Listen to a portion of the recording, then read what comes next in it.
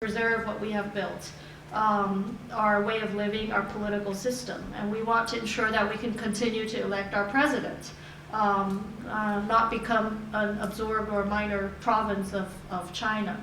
I think that's important, but I think your point is perhaps related to how the rest of the world is looking at China, and that how the rise of China gives China greater international leverage in pressuring Taiwan and in subjugating Taiwan's international status.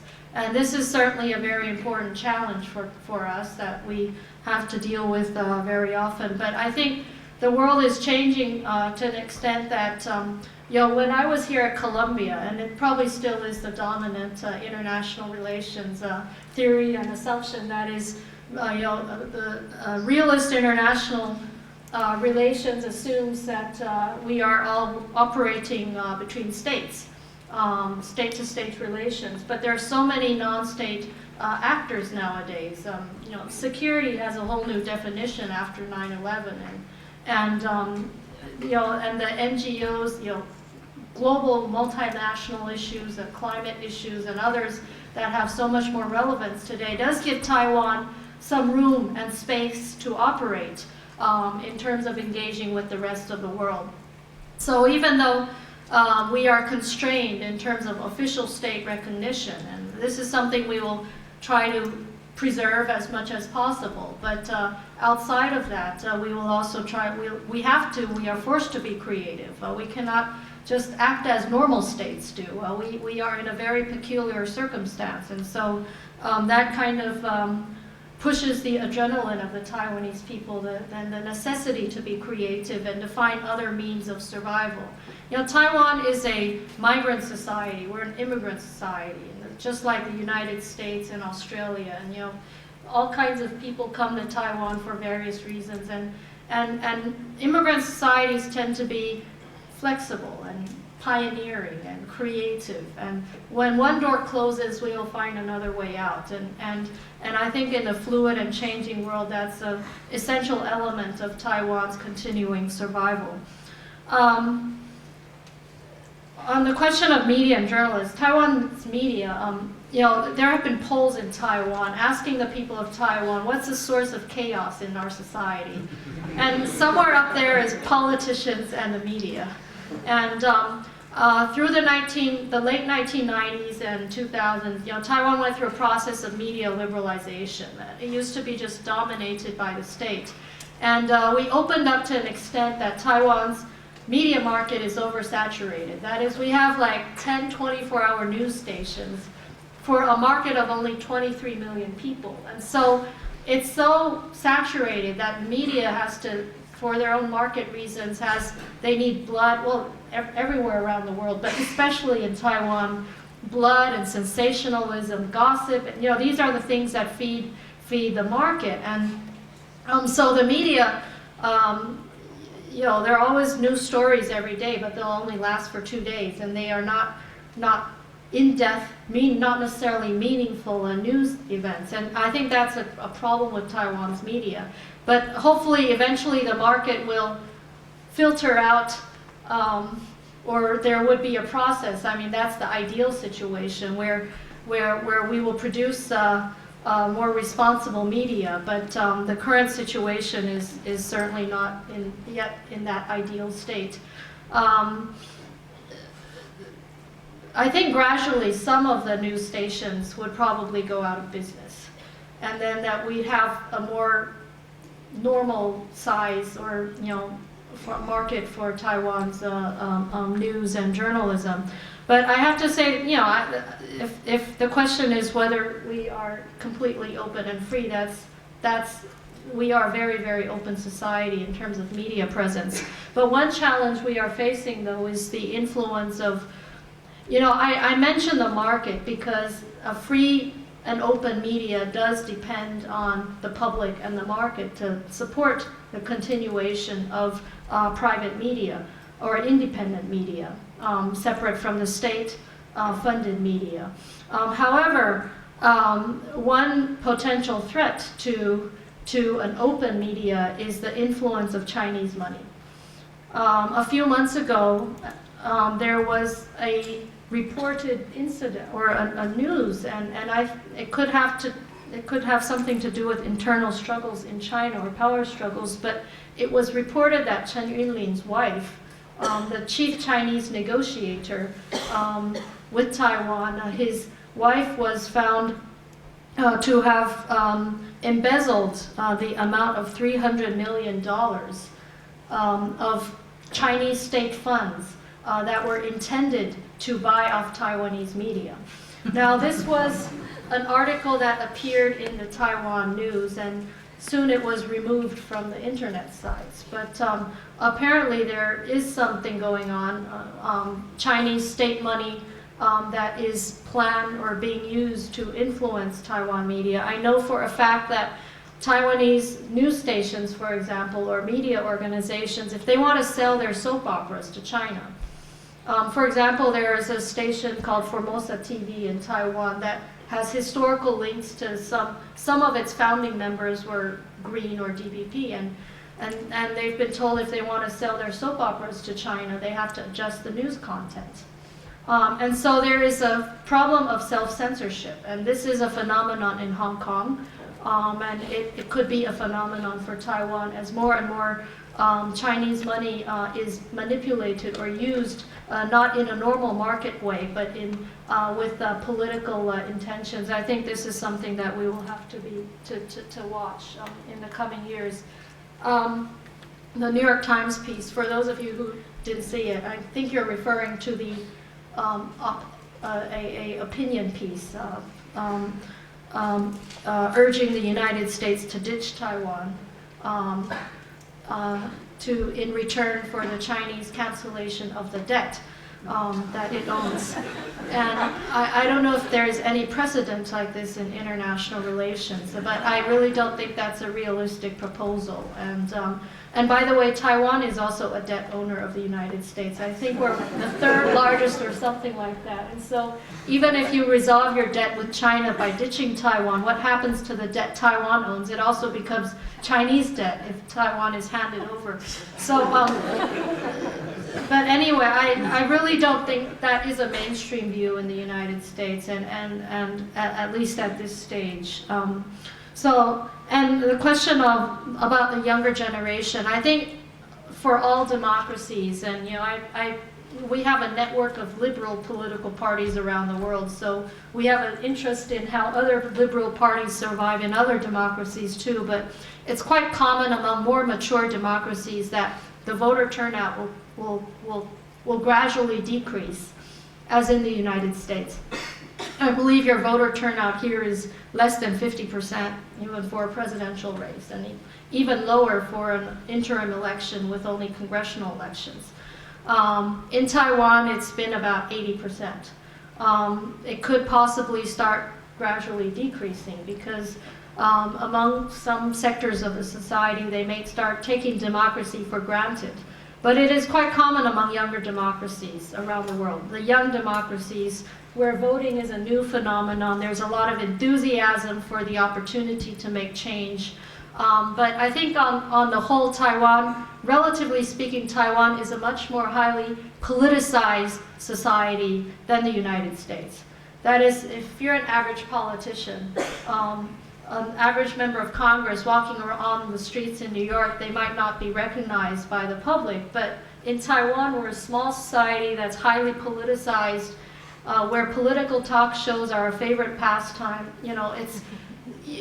We're cab drivers, and, people fight about politics a lot. So that does generate a level of enthusiasm that sustains a voter turnout rate, and that sustains a level of interest in politics. But the question is for younger people. And I think it's a challenge for all political parties in Taiwan to maintain a level of interest among younger people so they feel that it matters, that political participation will actually make a difference. During my generation, it did make a difference. I came of age, or I got involved in politics at a time when Taiwan was indeed going through dramatic change. There was a student movement, and there was the end of martial law, and then there was the first general elections for parliament, there was the first presidential election, and even though it was, it wasn't part of our doing, but there was a sense that by participation, by getting involved, we could actually see the dramatic change taking place. But once we reach a level of maturity or a plateau in terms of institutions and democratic progress in a society, where does the motivating factor come from? I think that is the challenge that we face today. But I think for younger people, if parties want to address those, and that's relevant to your question, unfortunately our voting age is 20 and we want to reduce it to 18. But for younger people, what matters are the public policy issues, are about the future of jobs, university education, the cost of living. The average young person in Taiwan who earns a middle-class wage in Taiwan will no longer be able to afford to live in Taipei City as our parents' generation could. They will have to live far, far out in the outskirts. And so this is a very serious public policy question, the cost of living, public transportation. And so the issues are indeed changing, and even though national identity politics are still there, I don't deny that they're there, and they have been dominant for a long time, there is a real transition into debate on the domestic, social, and economic issues, on the quality of living, on environmental issues. And there's more, I think there's more interest in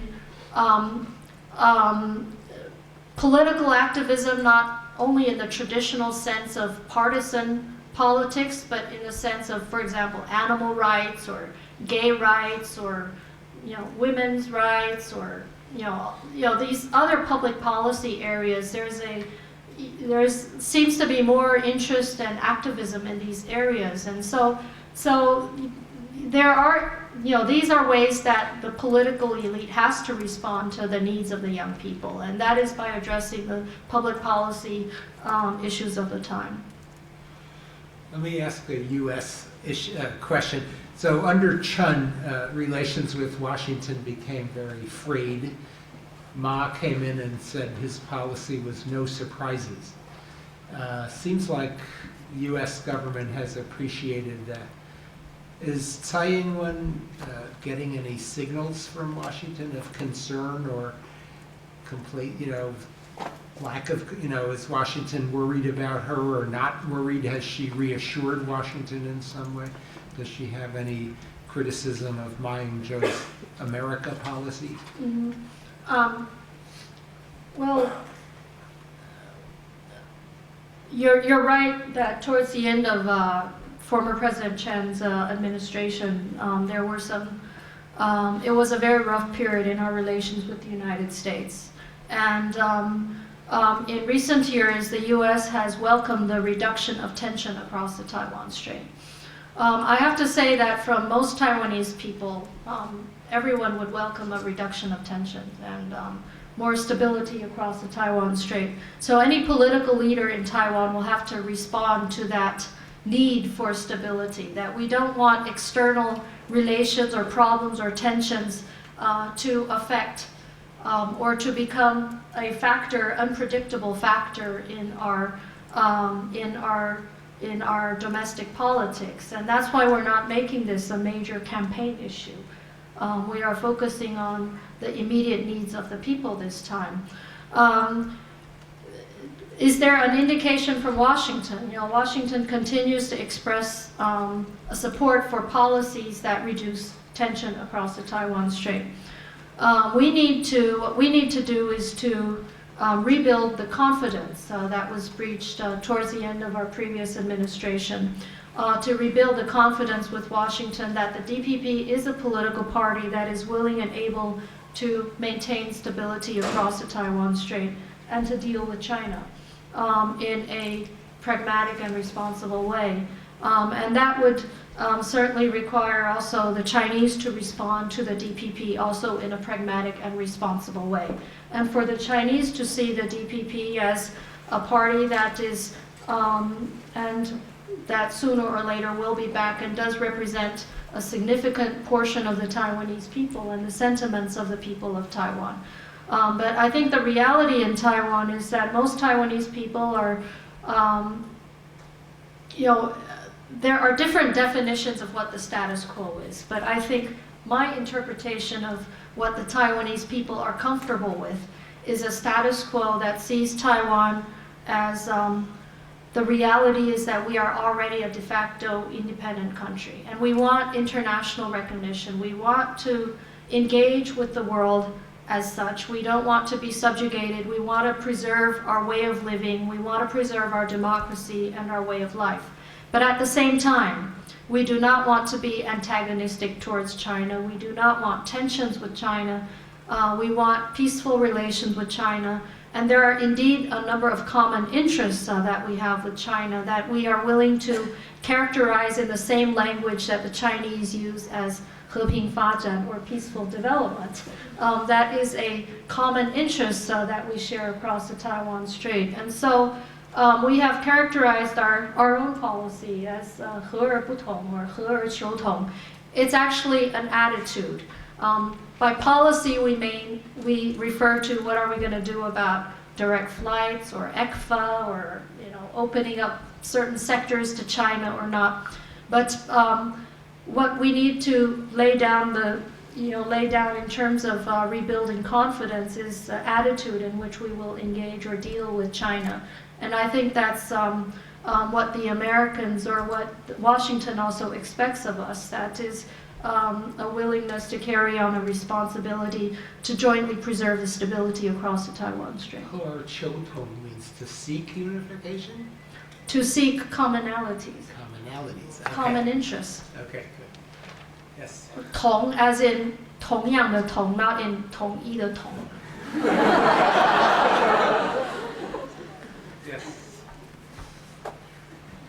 Hi, I just was wondering if you could expand on how you believe mainland China is influencing this election cycle in Taiwan. Let me just check. Is this our last question or last set of questions? This is going to be let me take two more. Yes.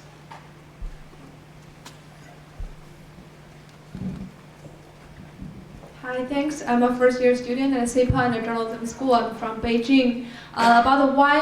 You said why China doesn't want to go back. Taiwan doesn't want to go back to China because it wants to elect its own president. I think this is a relatively easy issue because China can say, oh, we can create a Taiwan SAR just like Hong Kong and give more relaxed policy.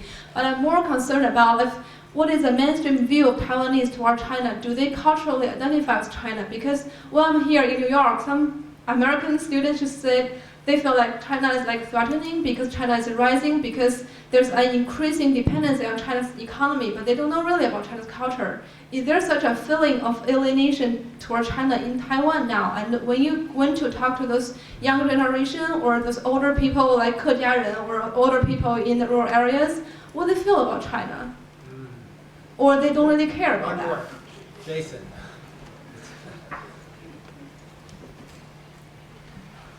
That's the last question, sorry, but there's a reception afterwards, people can ask questions. Hi, my question is about U.S. Foreign policy as it regards to Taiwan. It seems to me that lately the Obama administration has been less willing to support Taiwan, I guess, with regards to selling arms, selling F-16 CDs instead of F-35s. And I believe a couple months ago the State Department was basically warning Taiwan not to change its foreign policy towards China and to support the KMP's foreign policy. I guess, are you worried that the United States has been less supportive of Taiwan recently? Thank you. Okay, let me start with the last question, U.S. policy. I think the reality is the U.S. has been preoccupied with other problems. And, you have got your domestic problems as well as international challenges in other parts of the world, in Iraq and Afghanistan, North Korea, Iran, and, Libya. The U.S. government has recently been talking about coming back to Asia or pivoting back to Asia. And we have to see what that means in real terms. But I think this government has, there is probably relatively less attention paid to Taiwan as a result of this preoccupation with other issues. But I engage a lot, or I deal a lot with American officials, and very often they tell me that no news is good news. That when they have to brief the president in the morning, it's better for us and it's better for our interest that we're not on the list of issues to be briefed, because usually it's a crisis or a problem, and even yesterday I've just spent a day in Washington, and people are still telling me that you're better off. That Taiwan is not mentioned at all in the presidential debates. It's hard to say whether more attention or less attention is better for us. But I think what we do expect from the United States is a continuing honoring of the Taiwan Relations Act and U.S. commitments to Taiwan, and that those commitments are not affected by China's growing presence and international leverage, which is a concern that we have. On the earlier question on Chinese mechanisms in which they influence our elections, in addition to the media influence, there are a number of ways that they are taking part. For example, procurement.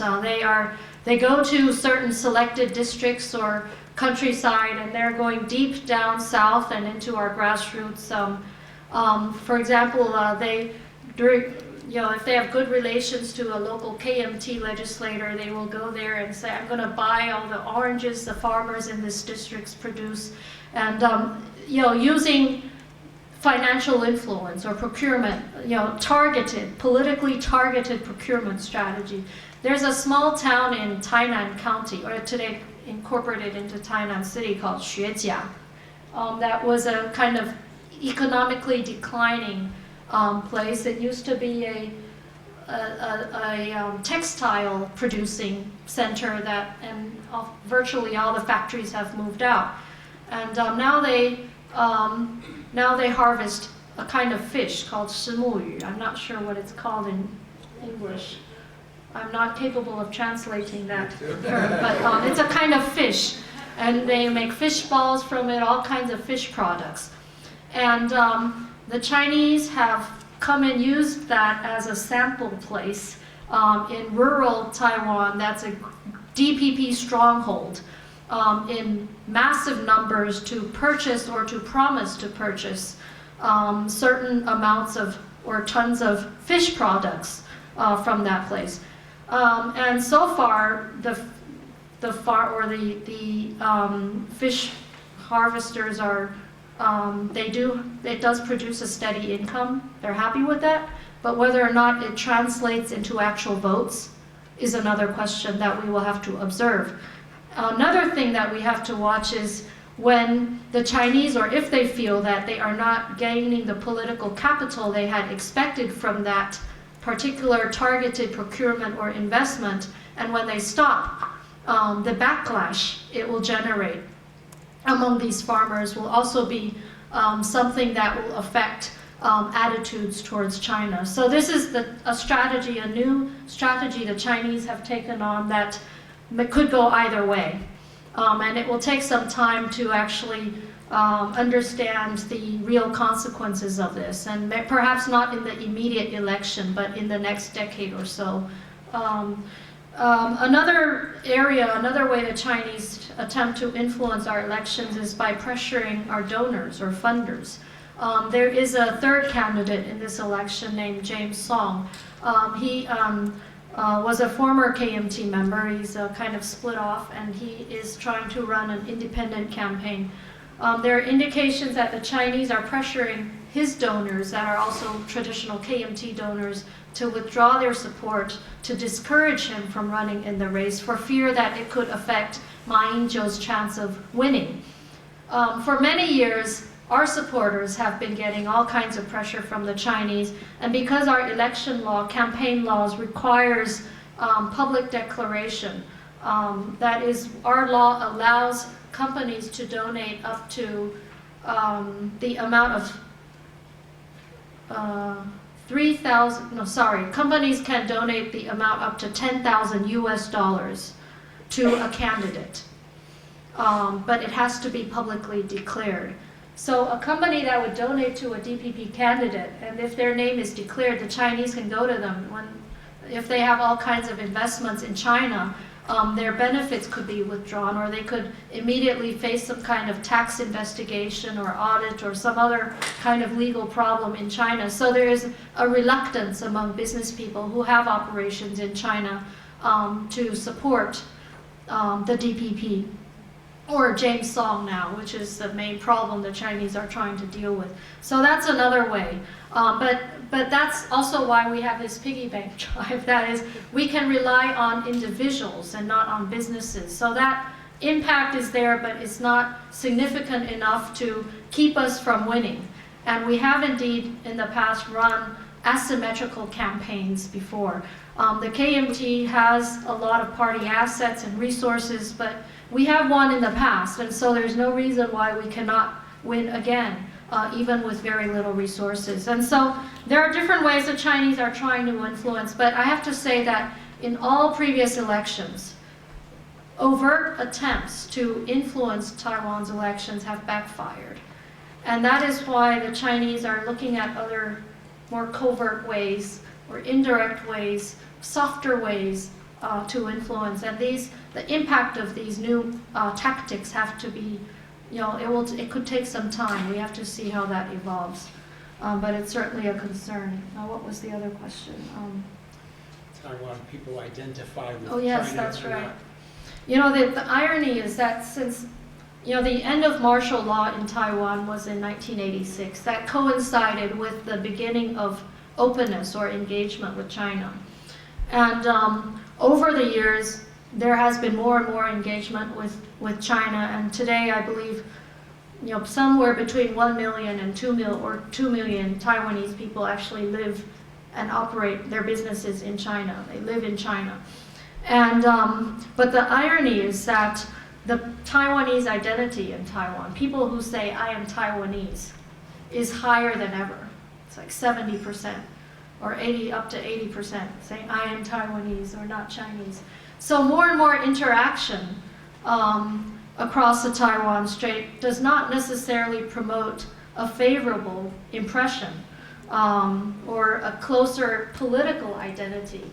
And I emphasize political identity because there are also cultural identities, there are ethnic identities, and there are political identities. But I think as Taiwan's democracy is being strengthened, the political identity, or the sense that we are different, is also becoming more and more notable, especially among the younger generation in Taiwan. But I have to say that the new Taiwanese identity, as opposed to the older generation's Taiwan identity, my father or older generations, may have a very antagonistic attitude towards China. But the younger Taiwanese identity is that we are different, but we don't have to be enemies. It's a kind of a more tolerant identity that includes Chinese culture as part of the identity, but also has a sentiment that we want to have our own room, our own international space internationally. And I have to say that every time, if you look closer at the polls, the identity polls in Taiwan, of course the broader trend is that the Taiwan identity grows, but there are spikes in it, smaller ups and downs. And every time there's a threatening event, or the Chinese leadership comes out very strong against Taiwan, the Taiwan identity will rise even higher. And so it's an interactive process. The more missiles are deployed or the greater international pressure, it's not just the hard security threat, it's the international pressure to strangle Taiwan's survival space internationally that does generate a very negative feeling among many Taiwanese people. So it's an interactive process, and that could take years or even generations to evolve, but that's the reality right now. So we're very grateful for your presentation. It was wonderful. Thank you.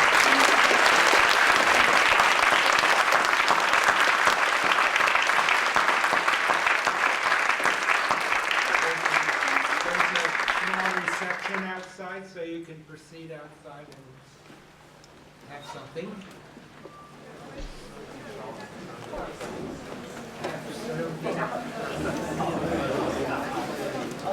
Oh, Catherine.